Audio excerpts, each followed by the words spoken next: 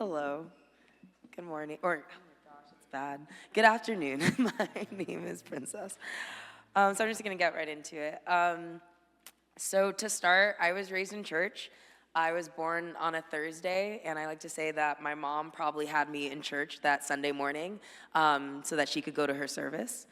So my mom was really the Sunday church, Wednesday Bible study kind of Christian. We were in church all the time. That's all I've ever known. Is all I've ever known is church and being a Christian. I've never left the faith. I've never left Christianity. I've just always been a part of it, and it's always been a part of me.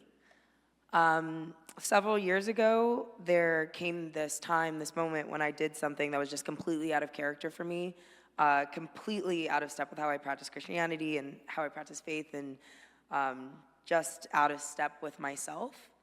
And it was the first time that I'd ever felt like I did something that was unforgivable and something that I would never be able to come back from. I cried a lot in that time. I isolated myself for several weeks. And for those weeks, I truly felt that God could never love me, that I could never get back to him.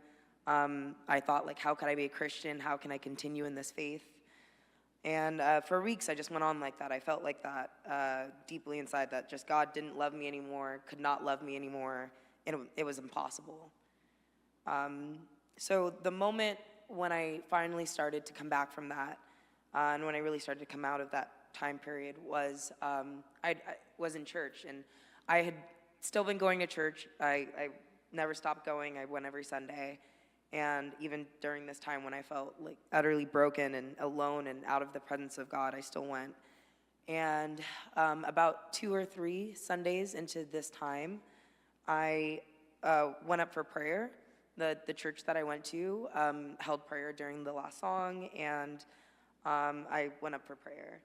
So I can't exactly remember what I told the lady who was praying for me. I think I told her that I felt like God did not love me anymore and that he could never love me again. And so she heard what I said, and she prayed for me. And her prayer for me was that I be reminded that God's love is not conditional, that it is unconditional and without price. And at that time, they were words that I really needed to hear, that, regardless of anything that I had done, anything that I could do, that God would never stop loving me, and I would never stop being able to go to God for anything. It was, like I said, something that I really needed to hear, and it was the turning point in my period of brokenness. I wasn't immediately fixed, and I didn't immediately feel like 100% better, but I felt God's love again when I had gone several weeks without feeling it at all. I felt like I could accept God's love again, and God made it possible for me to make it through. And so that's essentially, what this time meant to me, or what that moment meant to me, was that, God will never stop loving you, even in your time of brokenness, and even when you feel that he can't love you and that he won't, that God does, and he'll never stop. So thank you.